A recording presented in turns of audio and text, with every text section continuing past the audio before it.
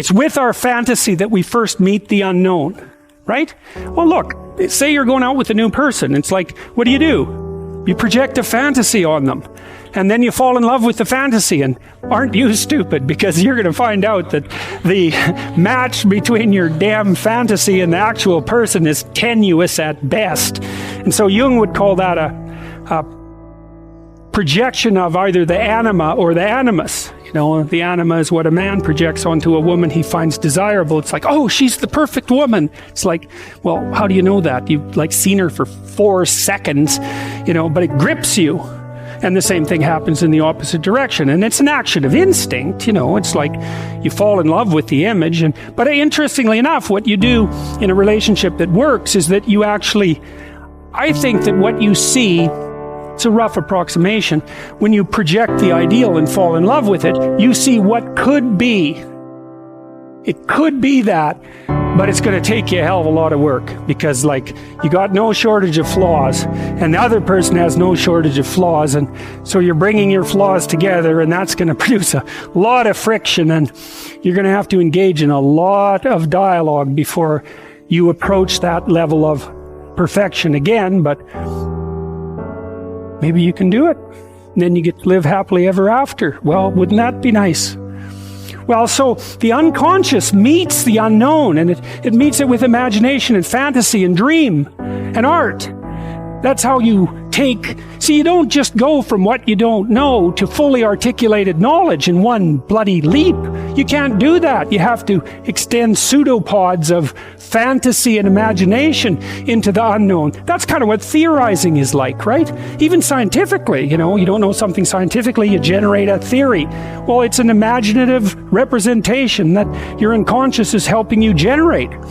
And so you meet the unknown with fantasy. That's what the unconscious is for. From the psychoanalytic perspective, that's what dreams do. And you can see why. You dream about the future.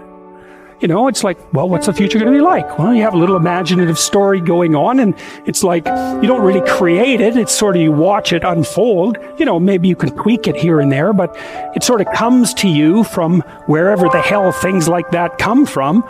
You know, the unconscious, that's the psychoanalytic answer. It's not really much of an answer, because it's more like a representation of a place that we don't understand. But that's where creativity comes from. And I mean, some people are really creative right down to the bloody core. So in my clinical practice, I often see people who are high in openness because they're attracted to me because they watch my lectures. And you have to kind of be high in openness to like my lectures. So because, well, you do, because they go everywhere, you know, and they're not necessarily very orderly. So anyways, lots of my clients are really high in openness, and they're funny people often, especially if they're smart, because sometimes they have the most nihilistic intelligence you can imagine. It's just self-critical and nihilistic and brutal, man, and smart. And so they just criticize themselves out of existence. And so often I have to just try to get them to quit listening to their chattering self-critical rationality and go out and create something, you know, with their massive creativity. And as long as they're doing that, they're engaged in the world and happy as hell. But as soon as that self-critical rationality comes in and shuts down the creativity, they're just like walking corpses, you know. And it's because if you're really open, like you're a tree, and it has some trunks, and you know, your most prominent trait is the most lively trunk. And if you're a creative person and you're not engaging in a creative enterprise, you're like a tree that has had its vitality amputated. And so this is not trivial. This is deeply rooted in your biology.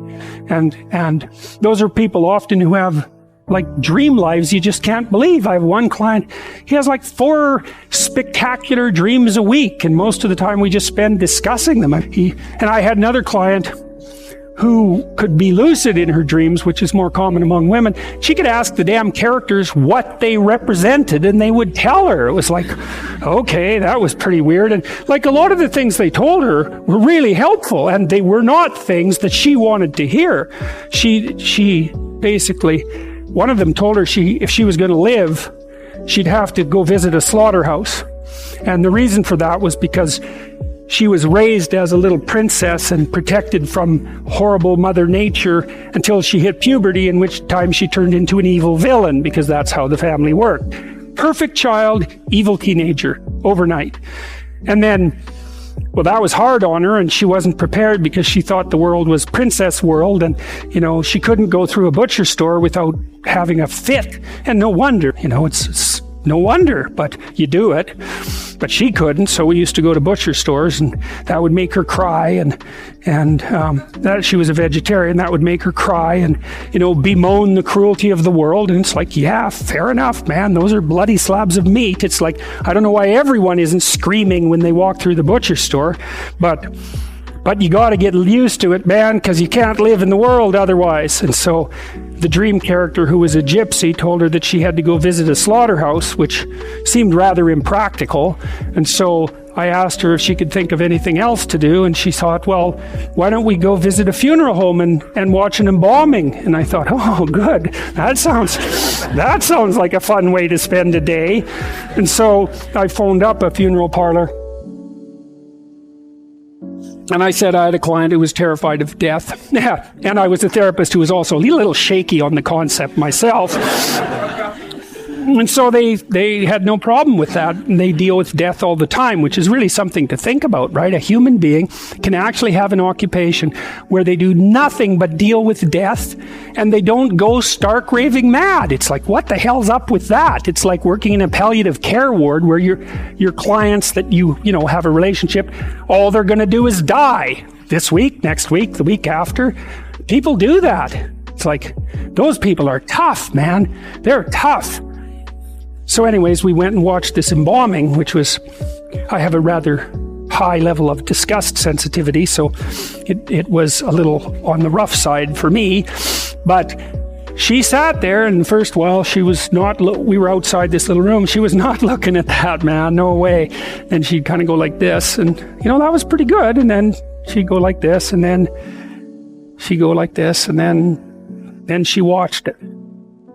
And then she asked if she could go in, and she put on a glove and she touched the body, and she didn't have a fit. She didn't have a panic attack. And so she walked away from there learning that there was a hell of a lot more to her than she thought there was, and that she could see things that she didn't think she could see and live. And after that, she sort of had a touchstone. It's like, well, I'm kind of afraid of this. Well, is it as bad as going to see the embalming? No, it's not that bad. Well, I guess I can do it. It's like an initiation, right? She had an initiation. And so did I, And I learned a lot from doing that. I learned that one of the things you need to do if you're going to be a human being is to prepare yourself to be useful in the face of death.